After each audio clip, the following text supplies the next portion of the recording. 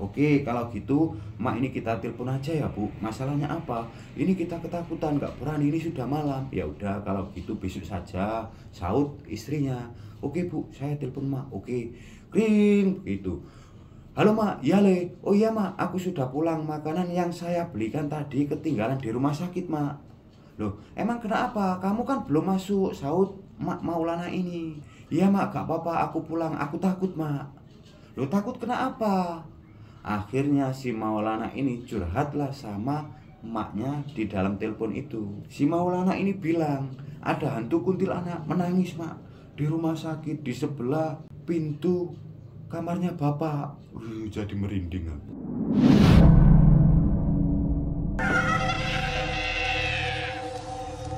Niki saya okai. Assalamualaikum warahmatullahi wabarakatuh. Sebelum ke videonya, seperti biasa untuk menjaga privasi, nama, tempat, kota kita samarkan demi keamanan bersama. Di dalam video ini yang tertuliskan untuk nama kita samarkan. Anak yang pertama Zuli, anak yang kedua Robi, anak yang ketiga Ayu, dan anak yang keempat ini si Maulana. Mereka adalah dari 4 bersaudara, yang perempuan 2, yang laki-laki 2. Bila ada yang mau bercerita, bisa kirimkan email. Untuk email ada di deskripsi yang akan kami ceritakan di video selanjutnya. Dan bisa absen di sini melalui komentar dari mana saja kalian agar kita bisa sapa satu sama lain dan lebih akrab lagi sama kita gitu loh. Sebelum ke videonya, mengingatkan kembali bagi yang belum, jangan lupa tekan tombol subscribe dan tekan tombol loncengnya. Terima kasih. Sudah ready semua? Sudah siap? Ya wis, niki saya okai. Pada suatu hari ada sepasang orang yang sudah tua. Mereka sepasang suami istri sekitar berusia, yang laki-laki 65 tahun, yang perempuan 55 tahun. Hidup hanya berdua dalam satu rumah. Mereka mempunyai anak 4 yang sudah kita samarkan di atas. Dari keempat anak itu, mereka sudah menikah dan sudah mempunyai rumah masing-masing.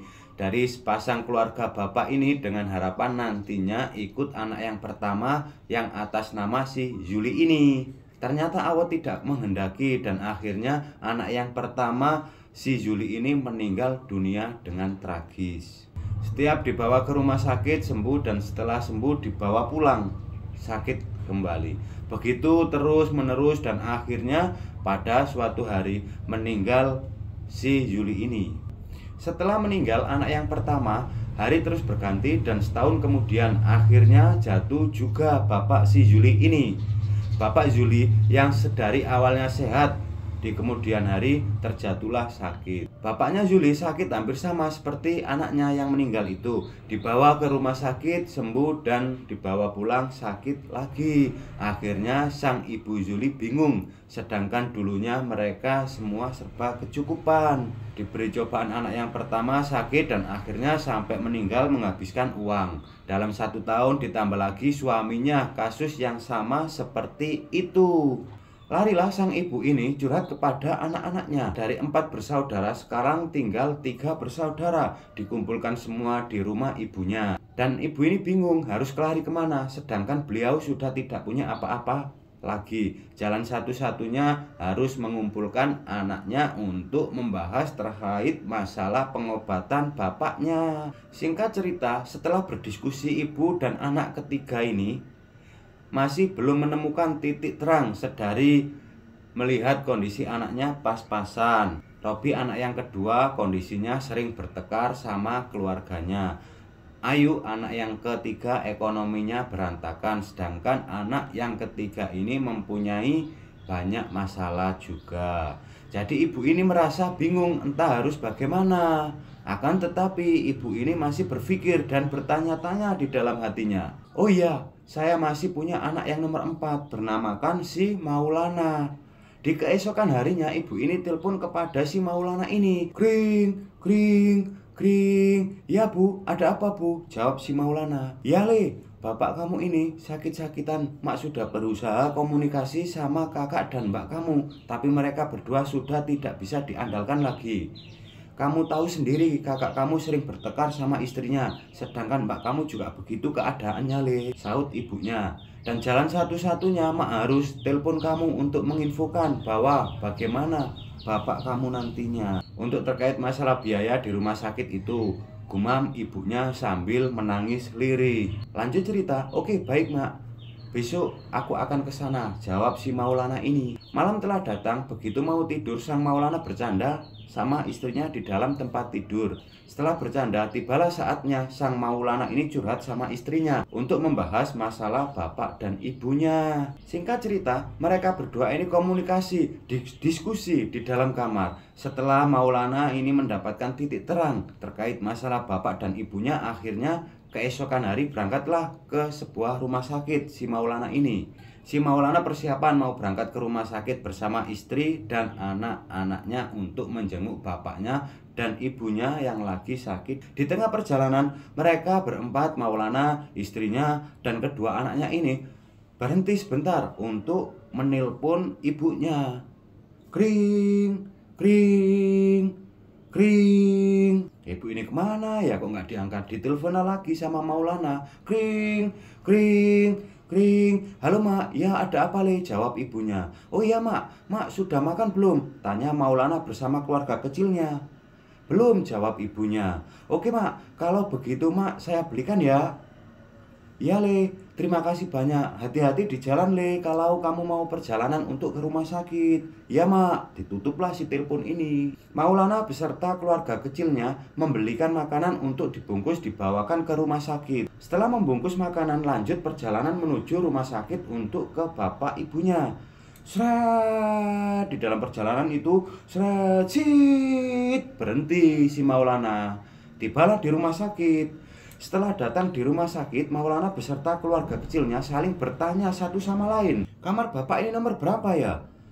Tidak tahu, saut istrinya. Lanjut cerita, mereka berempat ini mendatangi pusat informasi untuk menanyakan. Assalamualaikum, Bu, mau tanya apakah ibu tahu nama pasien yang bernamakan ini?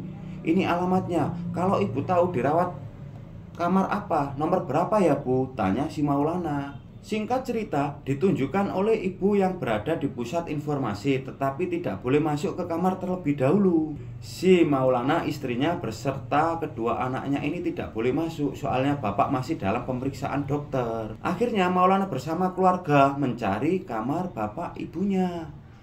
Sambil berjalan, dia pelan-pelan tek tek tek tek tek tek tek di dalam rumah sakit Maulana beserta keluarganya.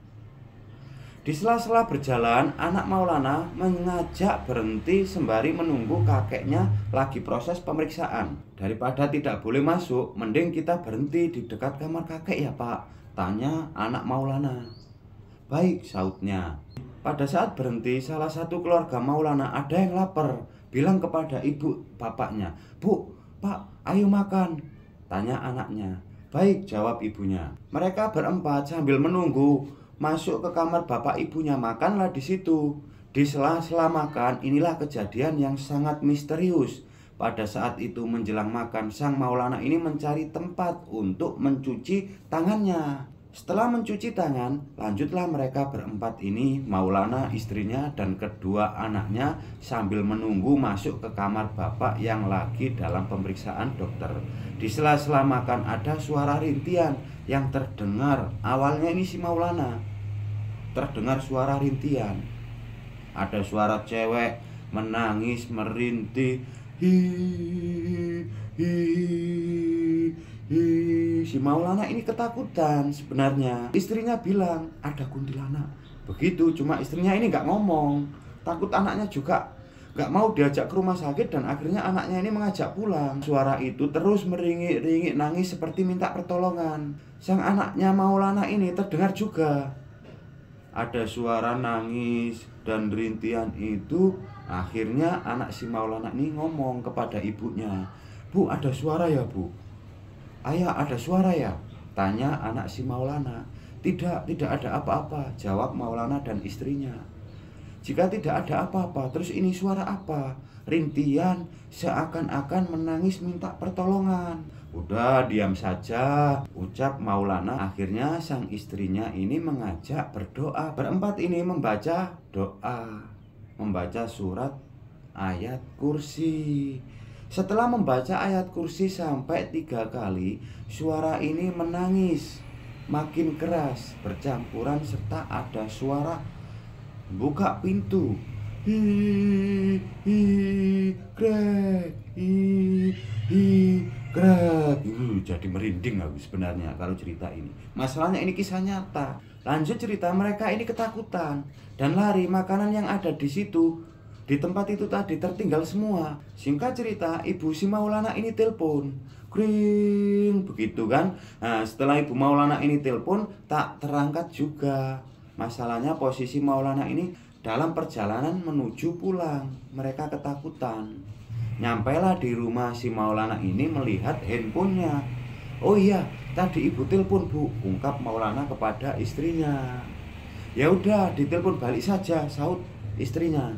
Oke, kalau gitu mak ini kita telepon aja ya bu. Masalahnya apa? Ini kita ketakutan, gak berani, ini sudah malam. Ya udah, kalau gitu besok saja, saut istrinya. Oke bu, saya telepon mak. Oke, kring, gitu. Halo mak, ya le. Oh iya mak, aku sudah pulang. Makanan yang saya belikan tadi ketinggalan di rumah sakit mak. Loh, emang kenapa? Kamu kan belum masuk, saut mak Maulana ini.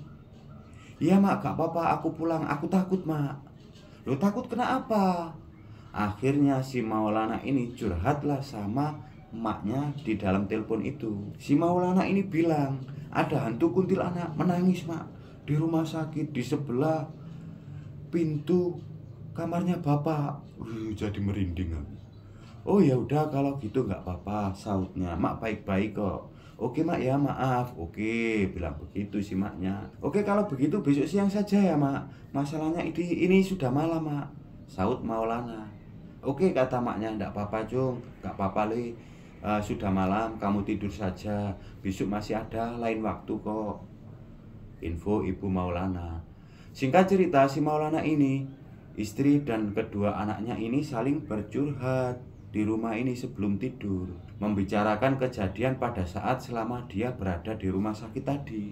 Dari bapak mertua, Maulana terdengar dan bertanya tentang kejadian apa dan di mana.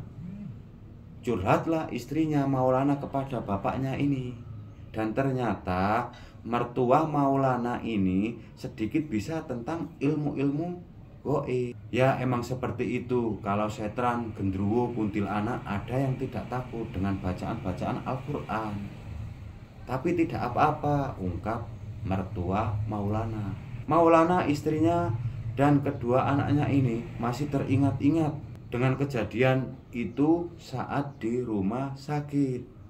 Lanjut cerita, mertua Maulana ini, ia memberikan minum kedua anaknya sama cucunya. Cukup di sini, sekian salam santun dari kami. Share video ini agar teman-temanmu tahu kejadian misteri horor yang ada di sekitar kalian. Terima kasih.